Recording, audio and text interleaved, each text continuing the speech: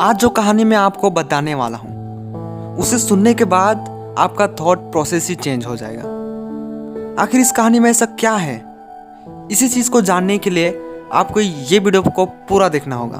तो चलिए कहानी शुरू करते हैं। पुराने जमाने की बात है।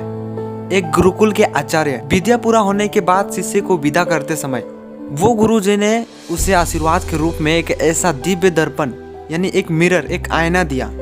यानी कि उस इंसान की कितनी बुराइयां हैं, कितनी अच्छाइयां हैं, इस चीज़ को वो आईना दिखा देता है। शिष्य उस दिव्य दर्पण को पाकर बहुत खुश हुआ।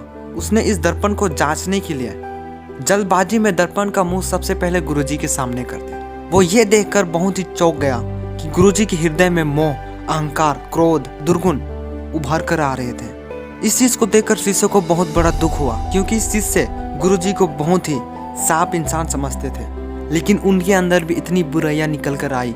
इस चीज को देखकर वो शिष्य दंग रह गया। उसके बाद उस दर्पण को लेकर गुरुकुल से रवाना हो गया।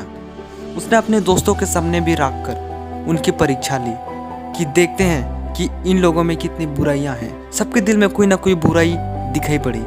और तो और उसने अपने माता पिता के सामने भी उसकी परीक्षा ली। उनके दिल में भी कोई ना कोई दुर्गुण दिखा, उनके दिल में भी कोई ना कोई बुराई दिखी, तो वह बहुत ही चौंक गया। एक दिन वही दर्पण लेकर फिर गुरुकुल पहुंचा। उसने गुरुजी से बहुत शांत रूप से कहा, गुरुदेव, मैंने आपके दिए हुए दर्पण की मदद से देखा कि सबके दिलों में अलग अलग प्रकार की बुराइयां हैं। तब गुरुजी ने उस दर्पण का मुख उस शिष्य के सामने कर दिया। शिष्य दंग रह गया, क्योंकि उनके मन के हर एक कोने में, रग रग में दोष, अहंकार, क्रोध और घृणा, बुराइयां बहुत सारे मौजूद थे।